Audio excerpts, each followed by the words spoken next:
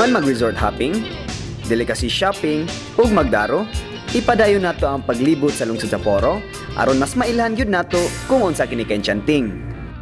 Isip usa ka isla, nalayo ang Poro sa busy life sa syudad. Maong maayo kay pagka-preserve and maintain ang ilang natural resources. Usa sa mga paagi sa pag-preserve sa marine resources mao ang pag-establish og marine sanctuary sama sa Esperanza Rock Marine Sanctuary. Through this, maprotektahan ang underwater gems sa lungsod sa Poro.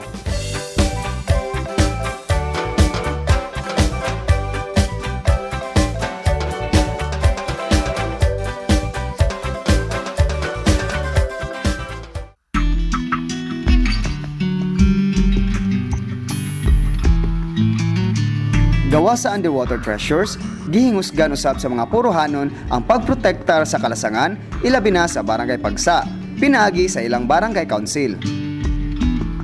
Taliwala ni ining mga kahoy, giingong manggawas ang daghang mga unggoy. Matud ni Pagsa Barangay Captain Alito Mabulay, kasagaran sila manggawas sa isabuntag. Kini nga lasang, mao ang ilang monkey sanctuary aron dili madisturbo ang pagpuyo sa mga unggoy dinhi.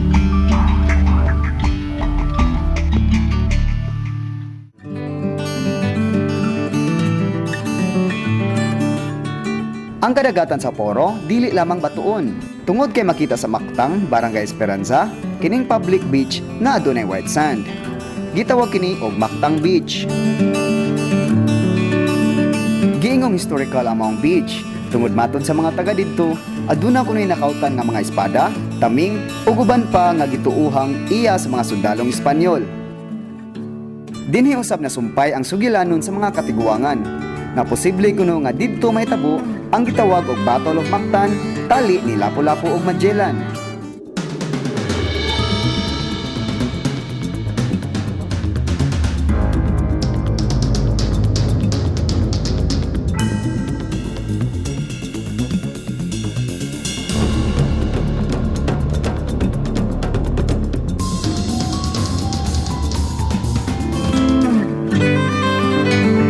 Tinuod man kining istoryaha o dili, nagpabilin ang kamatuoran nga ang Mactang Beach usa sa natural nga hiyas nga gigasa sa lungsod sa Poro.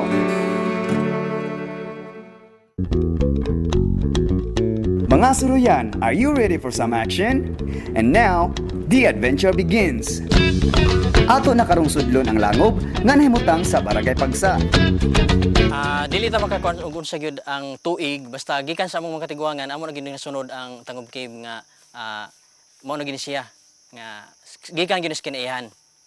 Nga ni kada Biyernes Santo na gyud ang mga tao diri mosulod, motan-aw niya magkuha sila og mga tubig sa ilawom kay para tambal daw sa mga sakit-sakit sa lawas or unsa.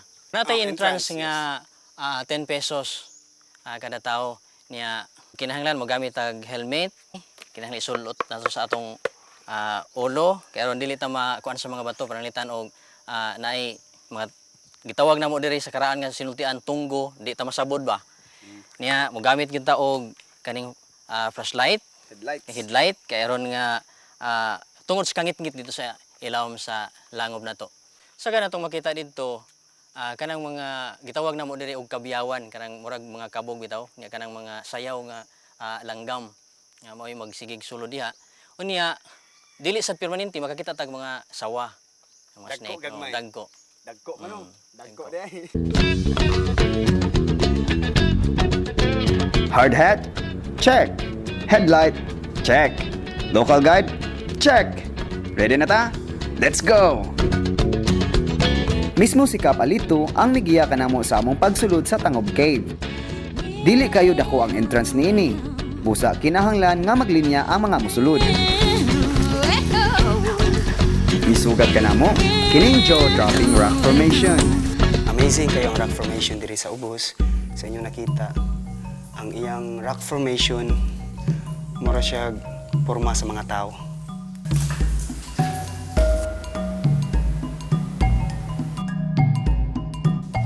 Tanaw ka dito sa gawas, mura siya dead end na rin. Pero actually, nagsuod ni mo na pa another nga agianan nga mas mas hawan pa gyud dito sa sud.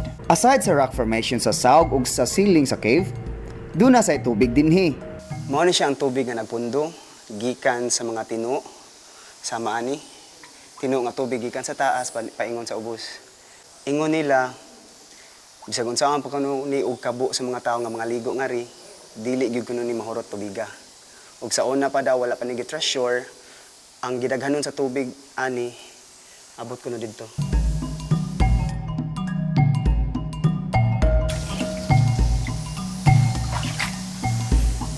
Sa among pag-explore sa Tangob Cave, akong nabantayan nga klase-klaseng mga mananap ang makita sa sulod. Ana ay mga insekto sama niini. Duna sa bitin nga mong nakitaan during our visit. Pero nothing to worry, kay dili ramang kini manghilabot unless kung imong hilabtan. Supahimangno lang ni adtong mosulod sa bisang-asang cave. Dili advisable nga magsaba-saba o magkiat kay basin makadisturbo kita sa mga nagpuyo nga mga mananap sa maong langob. Laing mananap nga makita sulod sa Tangob Cave mao ang mga kabyawan, usa ka klase sa kwaknit o bat. Ang atong nadunggan karon nga saba mao ni ang tingog sa libuan nga kabyawan nga nagpuyo dinhi sud sa langob. Dili nato sila makit-an pero ato sila madunggan.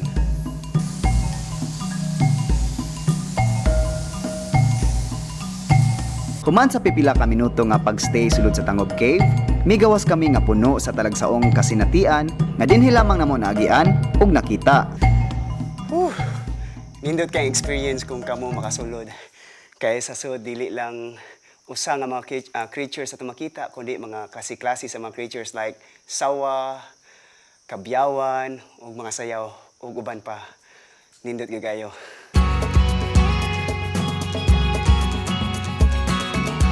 Back to back ang atong extreme adventure karon. Tungod kay gikan sa Tangob Cave, usa ka falls na sab ang atong adtuon, ang Panganuron Falls.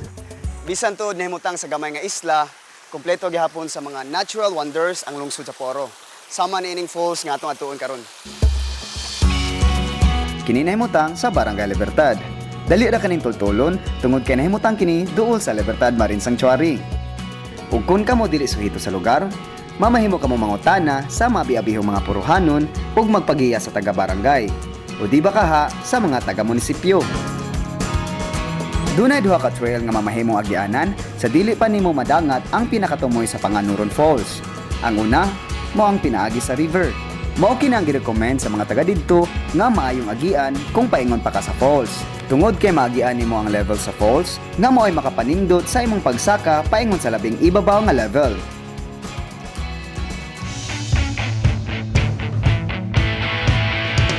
Ang ikaduha nga trail mao ang pinaagi sa sakaon nga agianan. Kini mao ilang girecommend nga agianan inig dayon ng pauli gikan sa Panganuron Falls. Simple lang nga tabukod ang unang level sa Panganuron Falls, but the experience intensified. Dihang niabot na kami sa ikaduha ug pinaka-challenging nga level sa falls.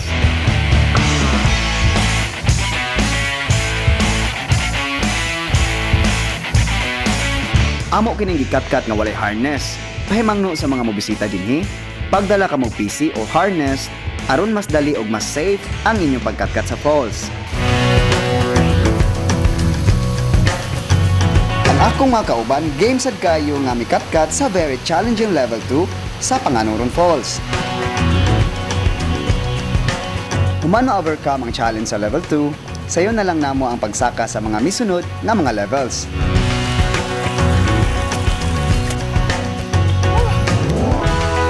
At last, nabut na kita sa atong destinasyon, ang Panganuron Falls.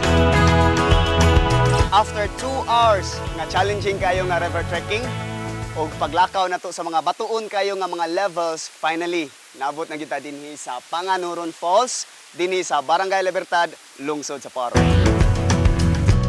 Gitawag kining Panganuron Falls tungod sa usa ka respetado nga nilalang nga giingong maoy hinungdan nga nahimo ang lungsod sa Poro. Ang iyang ngalan, may lain pa ba? Panganuron.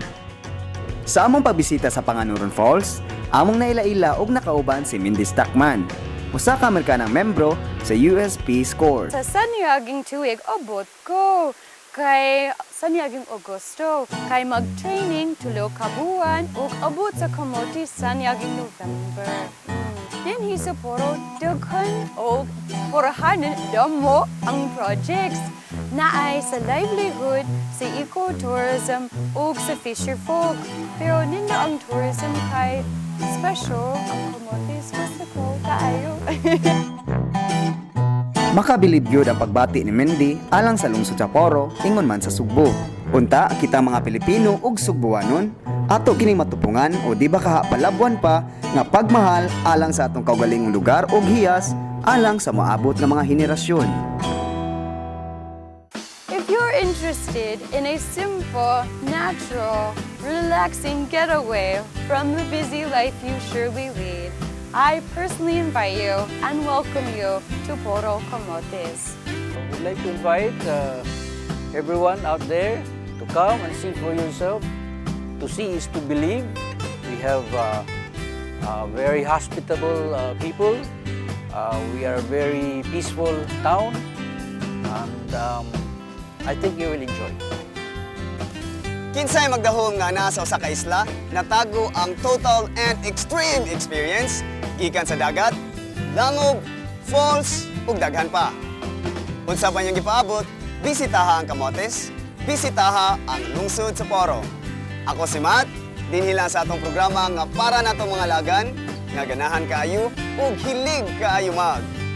Suroy-suroy!